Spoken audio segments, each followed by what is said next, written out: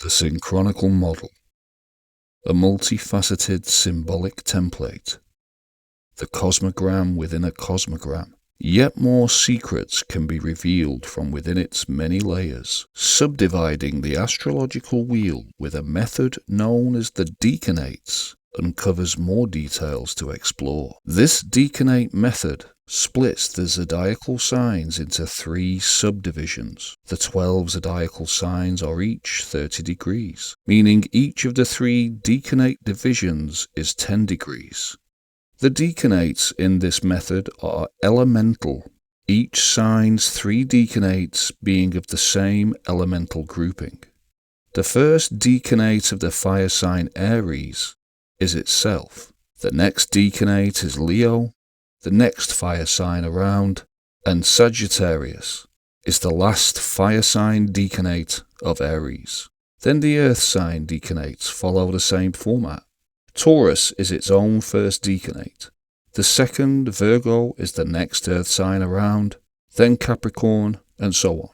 When the remaining earth sign Decanates are completed, and then the same process for the air and water signs are also added, this Decanate method adds an extra layer of symbolic meaning to the wheel, another layer of detail for more intricate, refined readings. And just as each sign has its own planetary ruler, each Decanate also has its ruling planet. If we focus in around the 0 degree line of the cosmogram and refine the reading down further to closer detail, drilling down, we find that at the sides of the 0 degree line, the planetary rulership at either side is Mercury and Saturn, the 2 first prima materia of alchemy.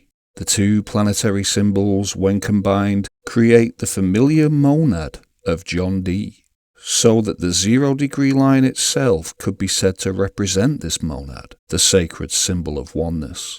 The 2 Saturns of Capricorn and Aquarius, when added to Mercury's symbol, do indeed create the monad of John Dee. Mercury made perfect with the sharp and stable symbol of Saturn, and John Dee placed his magical symbol within the sun and moon pillars.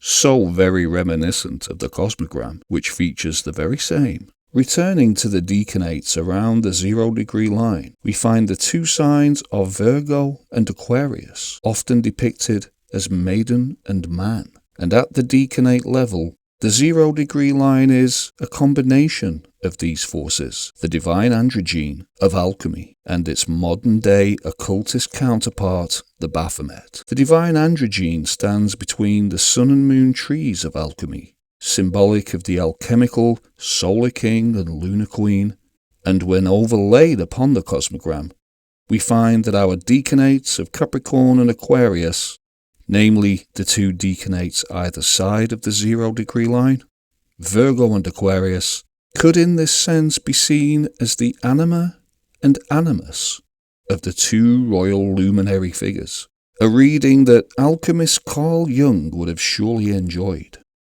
The divine androgyne and its placing at the centre of the model is echoed by its modern-day counterpart, the Baphomet, of goat fused with man. And, exploring the Decanate model further, we now turn to the Sefer Yetzirah, the Book of Creation, which assigns each zodiac house its own Hebrew letter. The letters assigned to our Capricorn Decanates, when combined and translated, give us the word Oi. This is featured in Strong's Concordance as meaning woe, a lamentation. The Aquarius Decanates, when translated, create the word Zazel, which is very similar to the word Azazel, the scapegoat, the goat of departure, resonating amazingly with our goat man of the cosmogram 0 degree. The first word, woe, a lamentation, was used by prophets to announce their God's judgment against some kind of entity.